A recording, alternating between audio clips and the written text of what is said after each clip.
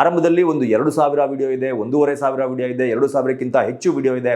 ಹೀಗೆ ಸಾಕಷ್ಟು ಸುದ್ದಿಗಳು ವೈರಲ್ ಆಗ್ತಾ ಇತ್ತು.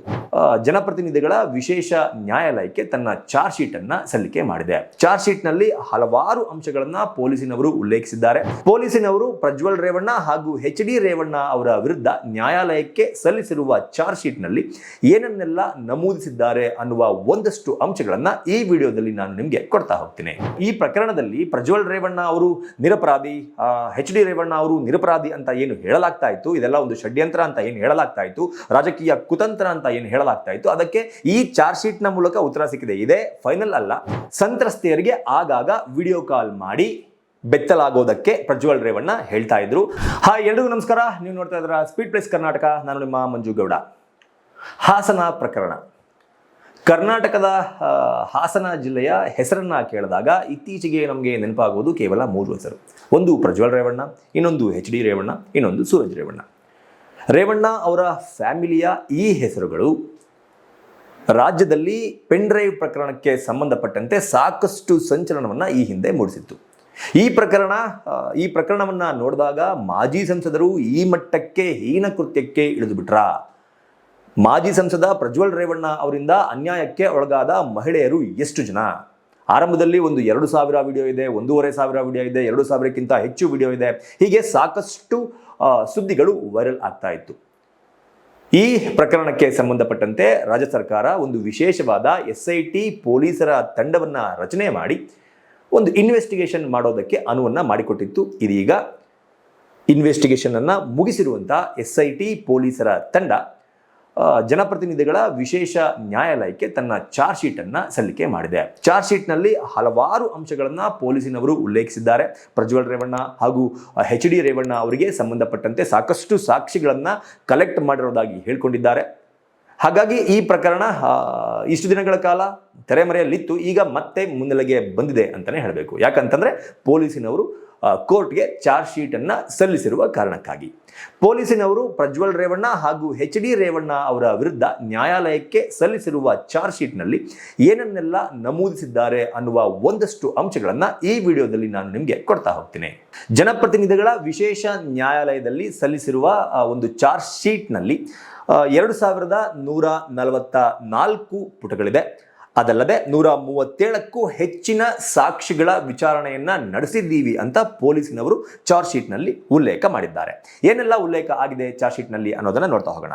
ತಮ್ಮ ಮನೆ ಕೆಲಸದ ಮಹಿಳೆ ಮೇಲೆ ಮಾಜಿ ಸಚಿವ HD ರೇವಣ್ಣ ಅವರು ಲೈಂಗಿಕ ಕಿರುಕುಳ ನೀಡಿರುವುದು ಹಾಗೂ ಅವರ ಪುತ್ರ ಮಾಜಿ ಸಂಸದ ಪ್ರಜ್ವಲ್ ರೇವಣ್ಣ ಅವರು ಅತ್ಯಾಚಾರವನ್ನ ಎಸಗಿರುವುದು ದೃಢಪಟ್ಟಿದೆ ಅನ್ನೋದನ್ನ ಜನಪ್ರತಿನಿಧಿಗಳ ವಿಶೇಷ ನ್ಯಾಯಾಲಯಕ್ಕೆ ಚಾರ್ಜ್ ಶೀಟ್ ನ ಮೂಲಕ ಪೊಲೀಸ್ ಅವರು ಮನವರಿಕೆ ಮಾಡಿಕೊಟ್ಟಂತಾಗಿದೆ.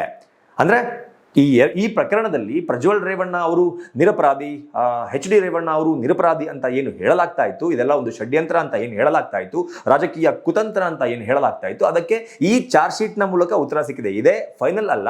ವಾದ ವಿವಾದ ಆದ ನಂತರ ಜಡ್ಜ್ಮೆಂಟ್ ಏನು ಬರುತ್ತಲ್ಲ ಅದು ಫೈನಲ್ ಆಗಿರುತ್ತೆ. ಆದರೆ ಚಾರ್ಜ್ ಶೀಟ್ ನಲ್ಲಿ ಪೊಲೀಸಿನವರು ಹೇಳಿರುವ ಪ್ರಕಾರ HD ರೇವಣ್ಣ ಅವರು ಲೈಂಗಿಕ ಕಿರುಕುಳವನ್ನ ಕೊಟ್ಟಿರೋದು ದೃಢಪಟ್ಟಿದೆ, ಪ್ರಜ್ವಲ್ ರೇವಣ್ಣ ಅವರು ಅತ್ಯಾಚಾರ ಎಸಗಿರುವುದು ದೃಢಪಟ್ಟಿದೆ ಅಂತ ಹೇಳಿದ್ದಾರೆ.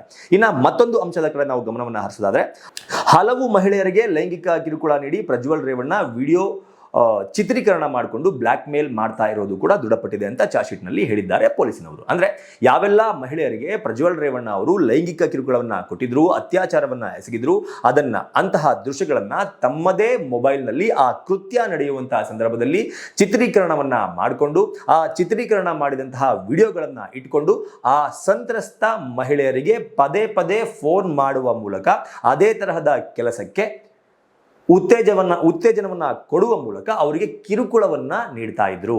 ಒಂದು ವೇಳೆ ಅವರು ಪ್ರಜ್ವಲ್ ರೇವಣ್ಣ ಅವರು ಕರೆದಾಗ ಬರೋದಕ್ಕೆ ಒಪ್ಪಿಕೊಳ್ಳದೆ ಇದ್ರೆ ಅವರಿಗೆ ಈ ವಿಡಿಯೋಗಳನ್ನ ಇಟ್ಕೊಂಡು ಈ ವಿಡಿಯೋನ ನಾನು ವೈರಲ್ ಮಾಡಿಬಿಡ್ತೀನಿ, ಈ ವಿಡಿಯೋನ ನಾನು ನಿನ್ನ ಗಂಡಂಗೆ ಕಳಿಸ್ಬಿಡ್ತೀನಿ, ಈ ವಿಡಿಯೋನ ನಾನು ನಿಮ್ಮ ಮನೆಯವರಿಗೆ ಕಳಿಸ್ಬಿಡ್ತೀನಿ, ಈ ವಿಡಿಯೋವನ್ನ ವೈರಲ್ ಮಾಡೋ ಮೂಲಕ ನಿನ್ನ ಮರ್ಯಾದೆಯನ್ನ ಹಾಳು ಮಾಡಿಬಿಡ್ತೀನಿ ಎನ್ನುವ ನಿಟ್ಟಿನಲ್ಲಿ ಅವರಿಗೆ ಬೆದರಿಕೆಯನ್ನ ಹಾಕುವುದರ ಮೂಲಕ ಪದೇ ಪದೇ ಅವರ ಮೇಲೆ ಲೈಂಗಿಕ ಕಿರುಕುಳವನ್ನ ನಡೆಸ್ತಾ ಇದ್ರು ಅನ್ನೋದು ಮತ್ತೊಂದು ಅಂಶ.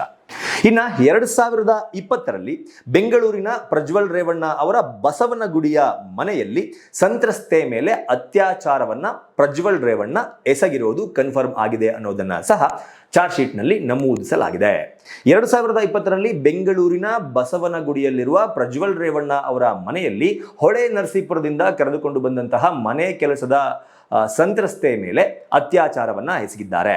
ಅಲ್ಲದೆ ಈ ಅತ್ಯಾಚಾರ ಎಸಗುವ ಸಂದರ್ಭದಲ್ಲಿ ಆ ಕೃತ್ಯವನ್ನ ತಮ್ಮ ಮೊಬೈಲ್ನಲ್ಲಿ ಚಿತ್ರೀಕರಣ ಮಾಡಿಕೊಂಡು ನೀನೇನಾದರೂ ಈ ಕೃತ್ಯದ ಬಗ್ಗೆ ಅಥವಾ ಈ ಘಟನೆಯ ಬಗ್ಗೆ ಯಾರಿಗಾದರೂ ಹೇಳಿದ್ದೇ ಆದರೆ ನಿನ್ನ ಗಂಡನನ್ನ ನಾನು ಸುಮ್ಮನೆ ಬಿಡೋದಿಲ್ಲ, ನಿನ್ನ ಗಂಡನನ್ನ ಜೈಲಿಗೆ ಹಾಕಿಸ್ತೇನೆ, ನಿನ್ನ ಮಗಳಿಗೂ ಸಹ ನಿನಗೆ ಬಂದಿರುವ ಇದೇ ತರಹದ ಪರಿಸ್ಥಿತಿ ಮುಂದಿನ ದಿನಗಳಲ್ಲಿ ಬರುವ ಹಾಗೆ ಮಾಡಿಬಿಡ್ತೀನಿ, ಹುಷಾರ್ ಅಂತ ಪ್ರಜ್ವಲ್ ರೇವಣ್ಣ ಅವರು ಬಸವನಗುಡಿ ಮನೆಯಲ್ಲಿ ಅತ್ಯಾಚಾರ ಎಸಗಿದ ಸಂತ್ರಸ್ತೆ ವಿರುದ್ಧ ಮಾತನಾಡಿದ್ದು ಹಾಗೂ ಅವರಿಗೆ ಬೆದರಿಕೆ ಹಾಕಿದ್ರು ಅನ್ನುವ ಅಂಶವನ್ನು ಸಹ ಚಾರ್ಜ್ ಶೀಟ್ನಲ್ಲಿ ಪೊಲೀಸಿನವರು ನಮೂದಿಸಿದ್ದಾರೆ. ಇನ್ನು ಮತ್ತೊಂದು ಅಂಶ ಏನಪ್ಪಾ ಅಂತಂದ್ರೆ, ಸಂತ್ರಸ್ತೆಯರಿಗೆ ಆಗಾಗ ವಿಡಿಯೋ ಕಾಲ್ ಮಾಡಿ ಬೆತ್ತಲಾಗೋದಕ್ಕೆ ಪ್ರಜ್ವಲ್ ರೇವಣ್ಣ ಹೇಳ್ತಾ ಇದ್ರು. ಆ ನಿಟ್ಟಿನಲ್ಲಿ ಕೂಡ ಒಬ್ಬ ಸಂತ್ರಸ್ತೆ ಅದನ್ನ ಒಪ್ಪಿಕೊಂಡಿದ್ದು, ಹೇಳಿಕೆಯನ್ನ ಕೊಟ್ಟಿದ್ದು. 2020-21ರಲ್ಲಿ ತನ್ನ ತಾಯಿಯ ಮನೆಗೆ ಹೋದಂತಹ ಸಂದರ್ಭದಲ್ಲಿ ಪ್ರಜ್ವಲ್ ರೇವಣ್ಣ ಅವರಿಂದ ಇವರಿಗೆ ಒಂದು ಕಾಲ್ ಬರುತ್ತಂತೆ, ಆ ಸಂತ್ರಸ್ತ ಮಹಿಳೆಯರಿಗೆ. ಆ ಕಾಲ್ ಬಂದಂತಹ ಸಂದರ್ಭದಲ್ಲಿ ನಾನು ಈಗ ನಿನಗೆ ವಾಟ್ಸಪ್ ವಿಡಿಯೋ ಕಾಲ್ ಮಾಡ್ತೀನಿ, ವಿಡಿಯೋ ಕಾಲನ್ನು ರಿಸೀವ್ ಮಾಡು ಅಂತ ಹೇಳ್ತಾರಂತೆ. ಆಗ ವಿಡಿಯೋ ಕಾಲನ್ನು ರಿಸೀವ್ ಮಾಡಿದ್ದ ಮಹಿಳೆಗೆ ವಿಡಿಯೋ ಕಾಲ್ನಲ್ಲಿ ತನ್ನ ಎದೆ ಭಾಗವನ್ನು ತೋರಿಸುವ ನಿಟ್ಟಿನಲ್ಲಿ ಪ್ರಜ್ವಲ್ ರೇವಣ್ಣ ಅವರು ಫೋರ್ಸ್ ಮಾಡ್ತಾರೆ. ಈ ಫೋರ್ಸ್ಗೆ ಒಪ್ಪದೇ ಇದ್ದಂತಹ ಸಂದರ್ಭದಲ್ಲಿ, ಅವರ ಒತ್ತಾಯಕ್ಕೆ ಮಣಿಯದೇ ಇದ್ದಂತಹ ಸಂದರ್ಭದಲ್ಲಿ ಆ ಮಹಿಳೆಗೆ ಈ ಹಿಂದೆ ಕೊಟ್ಟಂತಹ ಲೈಂಗಿಕ ಕಿರುಕುಳದ ವಿಡಿಯೋ, ಫೋಟೋಸ್, ಅಂದರೆ ವಾಟ್ಸಪ್ ಕಾಲ್ನಲ್ಲಿ ಮಾತನಾಡ್ತಾ ಇರುವಂತಹ ಸಂದರ್ಭದಲ್ಲಿ ವಿಡಿಯೋ ಕಾಲ್ನ ಸ್ಕ್ರೀನ್ಶಾಟ್ ಅನ್ನ ತೆಗೆದುಕೊಂಡು ಇದನ್ನ ನಾನು ಈಗ ನಿನ್ನ ಗಂಡನಿಗೆ ಕಳಿಸ್ತೇನೆ, ನನ್ನ ಜೊತೆಗೆ ನಿನಗೆ ಅಕ್ರಮ ಸಂಬಂಧ ಇದೆ ಅಂತ ನಾನು ನಿಮ್ಮ ಮನೆಯವರಿಗೆ ವಿಷಯವನ್ನ ಮುಟ್ಟಿಸ್ತೇನೆ ಅಂತ ಬೆದರಿಸಿ ವಿಡಿಯೋ ಕಾಲ್ನಲ್ಲಿ ಆ ಮಹಿಳೆಯನ್ನ ಬೆತ್ತಲಾಗುವಂತೆ ಮಾಡಿ ವಿಕೃತ ಆನಂದವನ್ನ ಪಡಿತಾ ಇದ್ರು ಪ್ರಜ್ವಲ್ ರೇವಣ್ಣ ಅನ್ನೋದನ್ನ ಸಹ ಚಾರ್ಜ್ ಶೀಟ್ನಲ್ಲಿ ನಮೂದನೆ ಮಾಡಲಾಗಿದೆ. ಇನ್ನು ರೇವಣ್ಣ ಅವರ ವಿಚಾರಕ್ಕೆ ಬರೋದಾದ್ರೆ, ಹಣ್ಣು ಕೊಟ್ಟು ಕಿರುಕುಳ ನೀಡಿದ್ದ ಮಾಜಿ ಸಚಿವ HD ರೇವಣ್ಣ ಅನ್ನೋದನ್ನು ಕೂಡ ಚಾರ್ಜ್ ಶೀಟ್ನಲ್ಲಿ ನಮೂದನೆ ಮಾಡಲಾಗಿದೆ. ತಮ್ಮ ಪತ್ನಿ ಅಂದರೆ ರೇವಣ್ಣ ಅವರ ಪತ್ನಿ ಭವಾನಿ ರೇವಣ್ಣ ಅವರ ಶಿಫಾರಸಿನ ಆಧಾರದ ಮೇಲೆ ಹಿಂದುಳಿದ ವರ್ಗದ ಮೆಟ್ರಿಕ್ ನಂತರದ ಬಾಲಕಿಯರ ವಿದ್ಯಾರ್ಥಿ ನಿಲಯದಲ್ಲಿ ಗುತ್ತಿಗೆ ಆಧಾರದಲ್ಲಿ ಅಡುಗೆ ಕೆಲಸಕ್ಕೆ ಒಬ್ಬ ಮಹಿಳೆಯನ್ನ ಅವರು ಸೇರಿಸಿರ್ತಾರೆ. ಆ ಮಹಿಳೆ, ಆ ಗುತ್ತಿಗೆ ಆಧಾರದಲ್ಲಿ ಕೆಲಸವನ್ನ ಮಾಡ್ತಾ ಇದ್ದಂತಹ ಮಹಿಳೆ ಸ್ಕೂಲ್ನಲ್ಲಿ ಕೆಲಸವನ್ನ ಮಾಡೋದ್ರ ಜೊತೆಗೆ ಪ್ರಜ್ವಲ್ ರೇವಣ್ಣ ಅಥವಾ ರೇವಣ್ಣ ಅವರ ಮನೆಯಲ್ಲೂ ಸಹ ಕೆಲಸವನ್ನ ಮಾಡ್ತಾ ಇರ್ತಾಳೆ.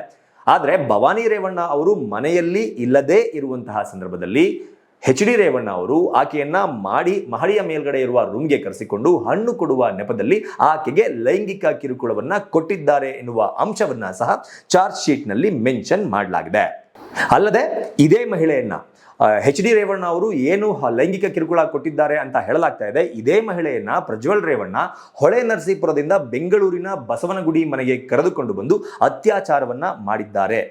ಅಲ್ಲದೆ ಆ ದೃಶ್ಯವನ್ನ ಮೊಬೈಲ್ನಲ್ಲಿ ಸೆರೆ ಮಾಡಿ ಬ್ಲಾಕ್ ಮೇಲ್ ಅನ್ನ ಮಾಡಿದ್ದಾರೆ ಎನ್ನುವ ಈ ರೀತಿಯ ಸಾಕಷ್ಟು ಅಂಶಗಳನ್ನ ಪ್ರಜ್ವಲ್ ರೇವಣ್ಣ ವಿರುದ್ಧ SIT ಪೊಲೀಸ್ ಅಧಿಕಾರಿಗಳು ಜನಪ್ರತಿನಿಧಿಗಳ ವಿಶೇಷ ನ್ಯಾಯಾಲಯಕ್ಕೆ ಚಾರ್ಜ್ ಶೀಟ್ ಅನ್ನ ಸಲ್ಲಿಕೆ ಮಾಡುವ ಮೂಲಕ ಈ ಪ್ರಕರಣಕ್ಕೆ ಒಂದು ತಾರ್ಕಿಕ ಅಂತ್ಯವನ್ನ ಕೊಡುವ ನಿಟ್ಟಿನಲ್ಲಿ ಮೊದಲ ಹೆಜ್ಜೆಯನ್ನ ಇಟ್ಟಿದ್ದಾರೆ ಅಂತ ಹೇಳಬೇಕು.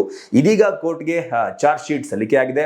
ಚಾರ್ಜ್ ಶೀಟ್ನಲ್ಲಿ ಮಾಜಿ ಸಚಿವ HD ರೇವಣ್ಣ ಹಾಗೂ ಮಾಜಿ ಸಂಸದ ಪ್ರಜ್ವಲ್ ರೇವಣ್ಣ ಅವರು ಮಾಡಿರುವ ಕೆಲಸಗಳ ಬಗ್ಗೆ ವಿಸ್ತೃತವಾದ 2144 ಪುಟಗಳ ಚಾರ್ಜ್ ಶೀಟ್ ಅದಾಗಿದೆ. ಆ ಚಾರ್ಜ್ ಶೀಟ್ನಲ್ಲಿ ಪೊಲೀಸಿನವರು ನಮೂದಿಸಿರುವ ಅಷ್ಟು ಅಂಶಗಳು ಸತ್ಯವಾಗಿದೆಯಾ, ಪೊಲೀಸಿನವರ ಬಳಿ 137ಕ್ಕೂ ಅಧಿಕ ಸಾಕ್ಷಿಗಳು ಇದೆಯಾ ಅನ್ನೋದು ಕೋರ್ಟ್ನ ಟ್ರಯಲ್ ಆರಂಭ ಆದಾಗಿನಿಂದ ಈ ಕೇಸ್ ಮುಗಿಯುವ ಅಷ್ಟೊತ್ತರಲ್ಲಿ ಗೊತ್ತಾಗುತ್ತೆ. ಅದಾದ ನಂತರ ಈ ಕೇಸ್ಗೆ ಸಂಬಂಧಪಟ್ಟಂತೆ ಜಡ್ಜ್ಮೆಂಟ್ ಬರುತ್ತೆ ಅಂತ ಹೇಳ್ತಾ, ಈ ಪ್ರಕರಣವನ್ನ ನೋಡಿದಾಗ, ಪೊಲೀಸಿನವರು ಚಾರ್ಜ್ ಶೀಟ್ ಅನ್ನ ಸಲ್ಲಿಸಿರುವುದನ್ನ ನೋಡಿದಾಗ, ಚಾರ್ಜ್ ಶೀಟ್ ನಲ್ಲಿ ಉಲ್ಲೇಖವಾಗಿರುವ ಅಂಶಗಳನ್ನ ನೋಡಿದಾಗ ನಿಮಗೆ ಏನನ್ಸುತ್ತೆ ಅನ್ನೋದನ್ನ ಕಮೆಂಟ್ ಬಾಕ್ಸ್ ಮೂಲಕ ತಿಳಿಸಿ ಅಂತ ಕೇಳ್ಕೊತಾ ಈ ವಿಡಿಯೋನ ಮುಗಿಸ್ತಾ ಇದ್ದೀನಿ. ನಮಸ್ಕಾರ. Beat Plus Karnataka.